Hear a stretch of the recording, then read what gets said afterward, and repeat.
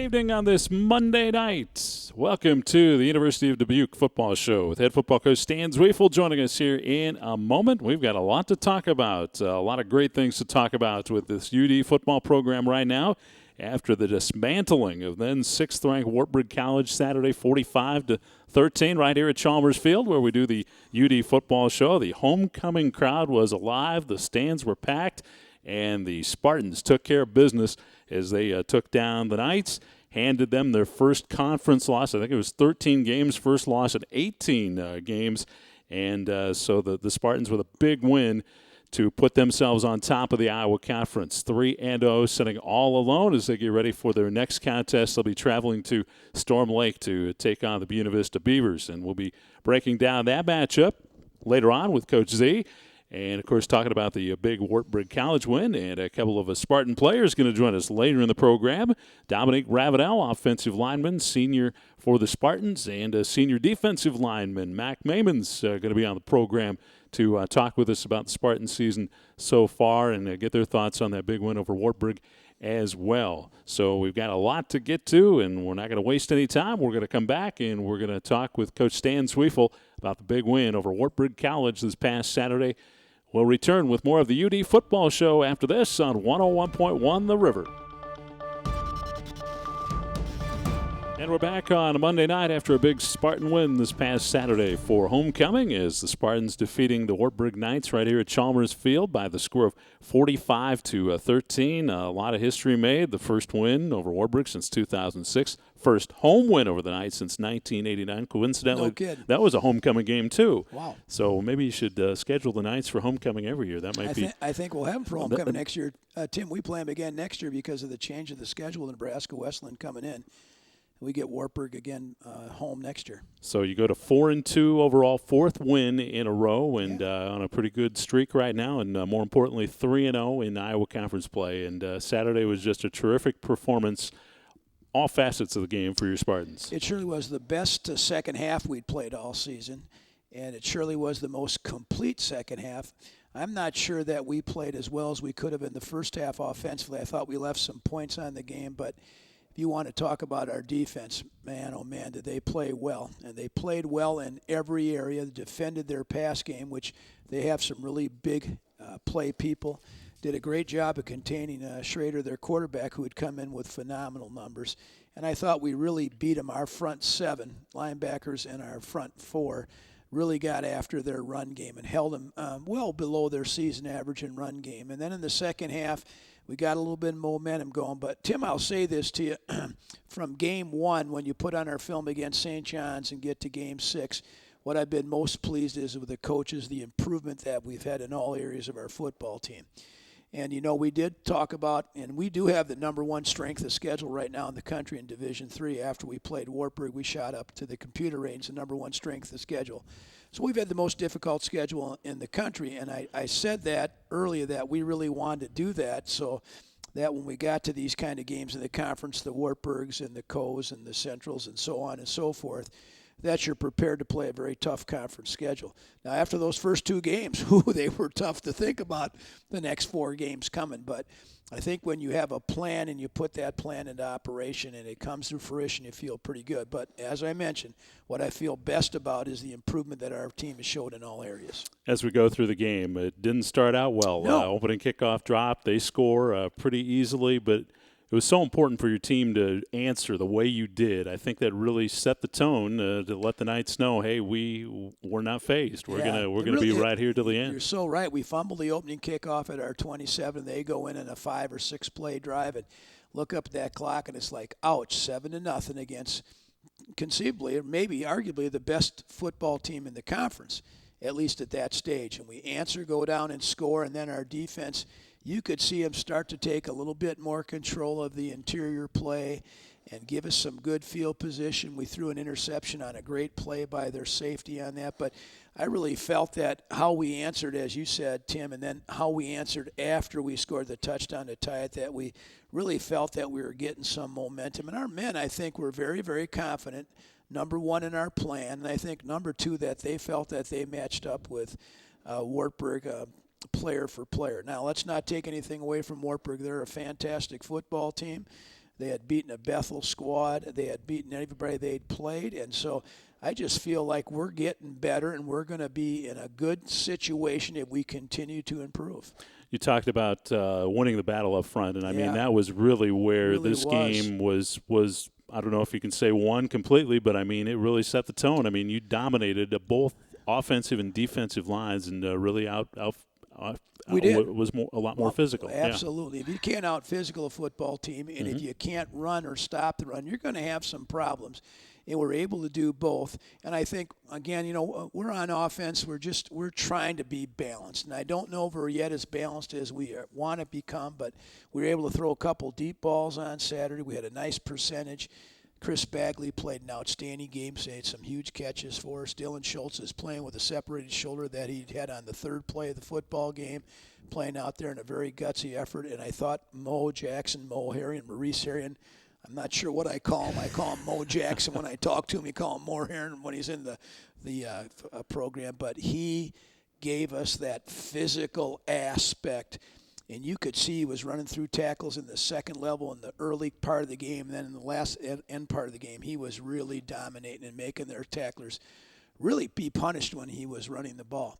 And then conversely, our defense got a number of 3-and-outs in the second half. But I still tell you, Tim, that thing was starting to turn late in the first quarter and early throughout the second quarter. We could see that we were really being able to play with them physically. Your team was up 14-7 going into the locker room, and Wartburg had the ball to start the second half, and you really set the tone defensively once again by sending them 3-and-out, and then your team scored right away. 3-and-outs are so important. I think they're very underrated in this fashion, Tim. I've been on a number of 3-and-outs early against St. John's and Platteville. You just can't get in rhythm. You can't call what you want to call. You always feel like you're trying to catch up with the chains.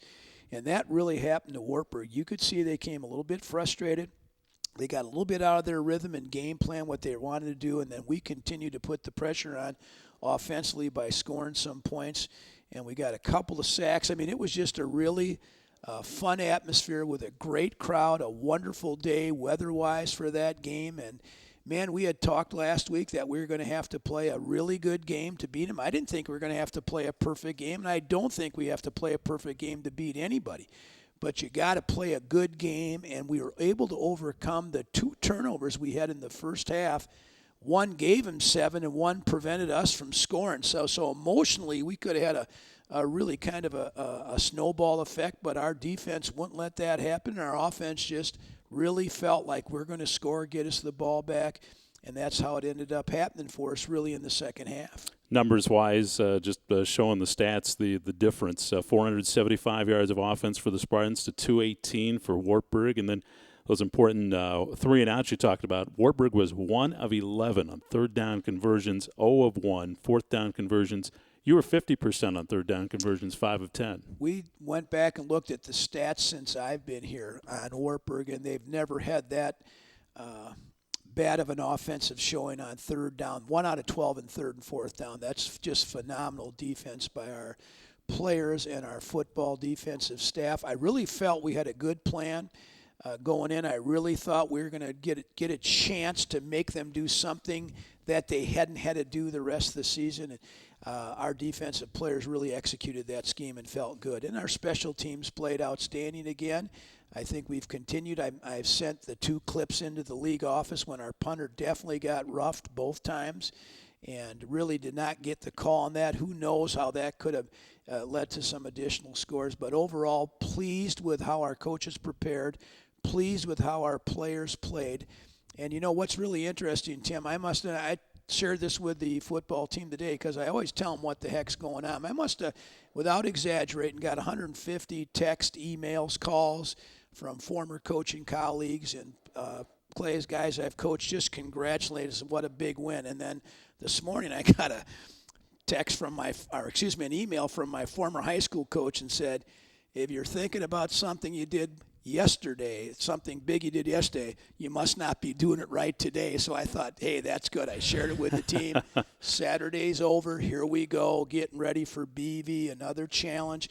And I've said to our kids after the game on Saturday, what a wonderful opportunity. You put yourself in a situation now that you can control your own destiny And it only takes one game for you to lose what you've gained on this past Saturday. So hope our kids will start preparing really hard tonight. We had our first meetings on BV this afternoon, and I thought our kids are feeling good, which they should be, yes, but also getting in preparation and getting their focus on for next Saturday. Well, you use those two words, preparation and focus, and if there's two lessons you can learn out of that Wartburg game to serve you the rest of the season, Absolutely. I mean, you were definitely prepared. You were definitely focused. It really is. It's a good feeling when you have your kids prepared and then they execute the game plan, and then they don't let anything deter it, because football is a game of highs and lows, momentum shifts, and I felt there were a couple things in this game. We could have lost that momentum, but our players refused to let that happen. It was a big win. The Spartans take down the Wartburg Knights, and they're in first place all by themselves in the Iowa Conference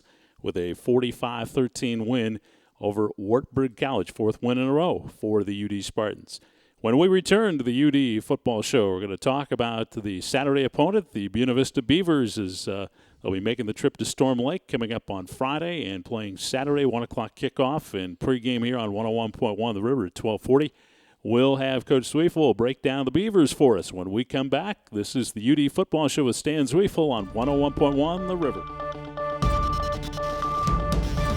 Back on this Monday night here at Chalmers Field. It's getting darker and darker as we're getting into October. The sun's starting to go down. Like you said, Coach, it was a beautiful day here on Saturday. And it looks like the weather might be pretty decent this Saturday out in northwest Iowa. No snow in the forecast that I've seen. Paul Meisner, our SID, sitting right across from us. And, my first year here, Paul said every time you go out to BV, Coach, you're going to have a snowstorm. It's going to be windy. Every time we played there since I've been here, it's been like picture perfect day. It's supposed to be 60 degrees again, not a pretty light wind. They get some wind off the lake, but BV has beat us 2 years in a row, Tim, and beat us in a most disheartening fashion. Last year we go ahead 39-36 with about a minute 25 left, and they get a big pass on us. And a year before that, we felt we had the game in hand and lost. I think they scored 13 points in the last minute and 54 seconds. They're a very hungry team. They've been nicked up a little bit. They have the second toughest schedule they've played in the country, and when they end up playing Wartburg, they'll be between us and them will be 1 and 2 because they haven't played Wartburg yet, and they were rated so highly. So they've played an extremely competitive schedule. They're very well coached. What always sticks out to me about the Buena Vista team and Coach Anderson is they play really, really hard. So we're expecting nothing less than their best. We expect them to be pretty good. They have 2 outstanding receivers. And, Tim, when you have 2 outstanding receivers and a quarterback that can get in the ball, you're always worried about big plays. They've done well passing the ball. I think in any other year they'd be leading the conference in their throw game. I think they're over 300 yards in the conference. Loris is doing such a great job across the street there and throwing the ball, but in any other year they'd probably be leading the conference in passing. So they present some obstacles, and they really present some very difficult problems for us.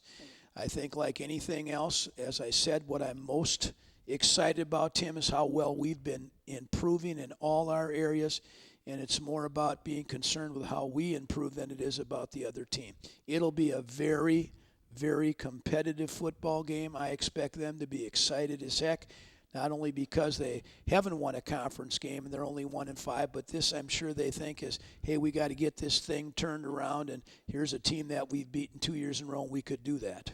Well, just looking at their results, they're a couple of plays away from being 2-1 instead of 0-3. No question. Looks like one of the things that has really hurt them, they're minus 14 in turnovers. That's not going to win you many games. That's where their difficulty has been. They've turned the ball over on some fumbles, on sacks, and they've turned the ball over on some interceptions. But I always tell our guys, that's skewed a little bit with those first 2 games in St. John's and Platteville. We know how good those 2 teams are and how much stress and pressure they can put on you offensively. They probably felt they should have won the Luther game that they lost in overtime last week on a really controversial big call on a spot of a ball that really went against them in overtime, which I think cost them a chance to tie the football game up and go in the second overtime. But again, I think they've always been a resilient team since I've been in the league. The last 2 years they have played, I felt, the most competitive schedule in our conference, and they've always seemed to be able to bounce back during the conference schedule. So again, I'm expecting a very challenging game. I'm expecting a team that'll come out with their backs against the wall and play very hard. And Coach Anderson does a tremendous job preparing his team, and I don't expect anything less than this Saturday.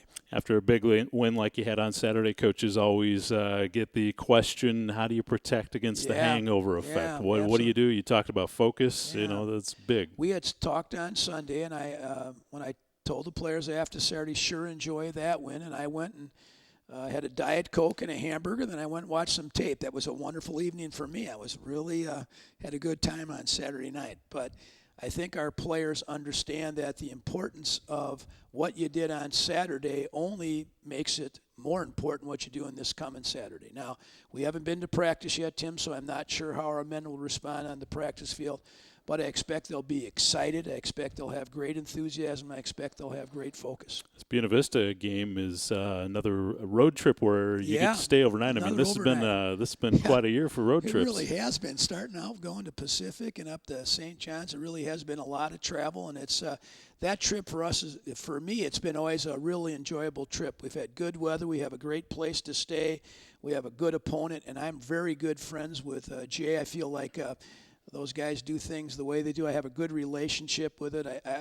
I'm excited about going out and playing BV. Injury-wise, how are you sitting after a physical game Yeah, on you Saturday? know what? We came out pretty healthy with the exception of both Chris Bagley and Dylan Schultz. Our two leading receivers are a little nicked up. I don't think they're going to miss the game, Tim, but they're probably a little bit banged up. And as you move into Game 7, that really is always a part of it. But as I said last week, we've been very fortunate in playing probably a very difficult part of our schedule, the physical aspect of it, and been able to stay relatively healthy. So I think it's really kudos to our strength coach, Coach Mandad, who's doing things, and kudos to our players taking care of themselves in the weight room and taking care of themselves physically so you can stay as healthy as you possibly can. Coach, we'll turn you loose here in just a moment, but I want to have you comment on your two young men that are going to join us here, two seniors for you, Dominic Ravenel and Mac Maimons, as they're going to come over and we're going to get a chance to meet them here in a second. Dominic's been our starting left tackle for 2 years, a kid out of Texas. Love him dearly. He's been a tremendous leader for our team. And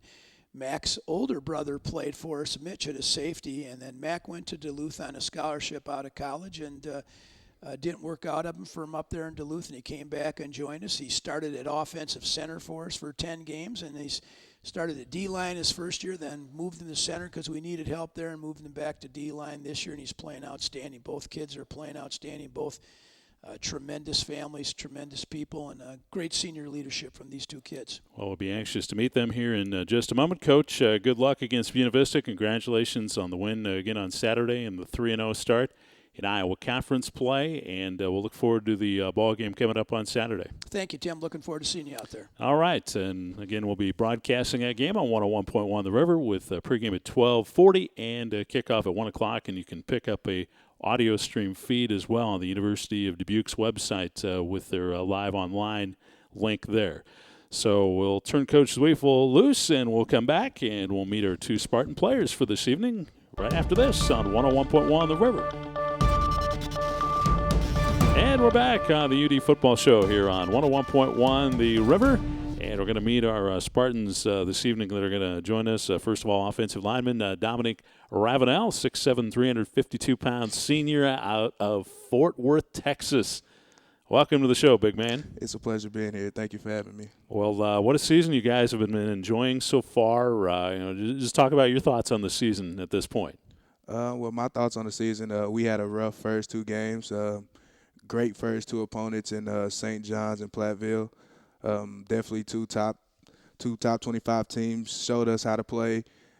We kind of got into a rhythm from there. We finally said that we were tired of losing by that much, and we finally put on our pads and went out to practice and went to work every day. And I think it showed a little more each and every week we play. We become tighter as a team. All aspects of the ball becomes a little bit better, and we start to click as a whole unit.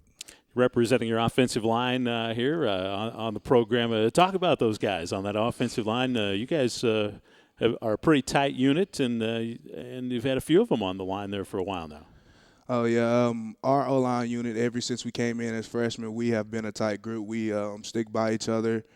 We do everything necessary to help each other. If one makes a mistake, we all get down and do the punishments together because as a O-line, it's just not one individual person. It's the whole unit working as one we are like a well-oiled machine. So if you take one of us out, then we won't work too well without each other. Mm-hmm.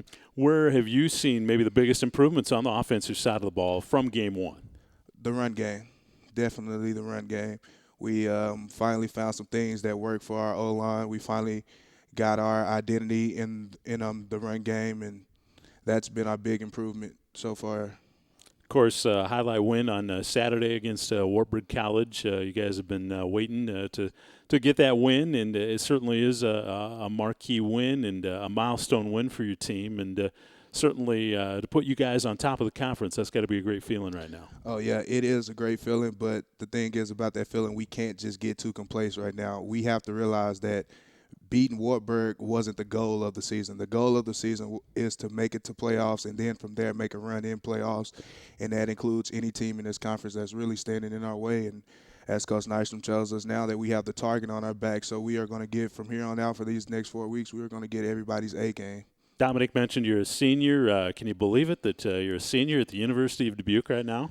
No, I can't. I still wake up and I still can't believe, like, every day I go to practice that this is my last season and this is the last time I'll suit up as a University of Dubuque Spartan and even to play football in general. Some of these guys that come on the show are from smaller towns. You're from the big town of Fort Worth, Texas, and I always like to ask, what makes your town famous? What do you like to do? What do people have to do when they go to Fort Worth, Texas? Well, a lot of people actually go to this place called the Barnyard. It's where you it's like I don't even know how to explain it, but it's just like it's kind of like a mini mall, but it's outside. It's where you go get cowboy boots. They Barnyard, serve, huh? and they serve really good food, and that's one of the main attractions in Fort Worth. And then like 15 minutes down the road, you have our biggest mall in Arlington, and so everybody just comes down there. You go to Six Flags, you hang out at the arcades, you go bowling.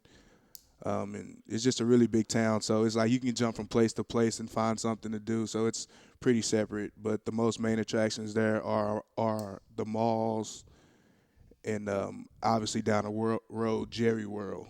Oh, man, it's getting bigger and bigger.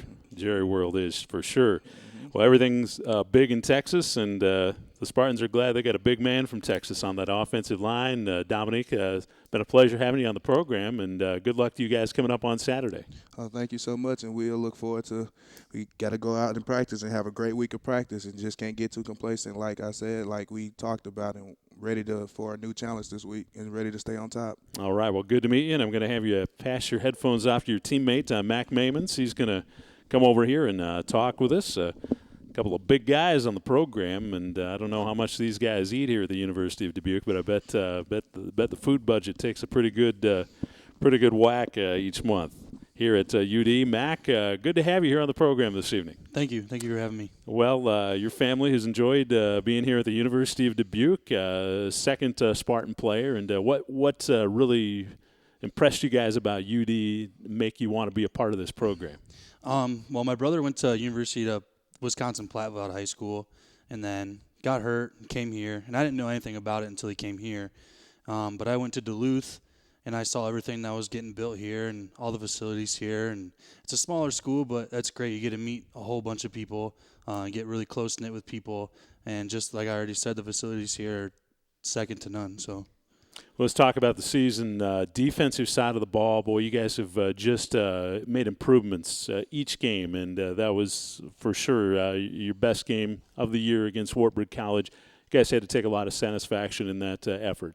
Oh yeah, it was great. The games before that, you can see our defense wasn't the best, but I got a new D coordinator here, and Coach Coleman.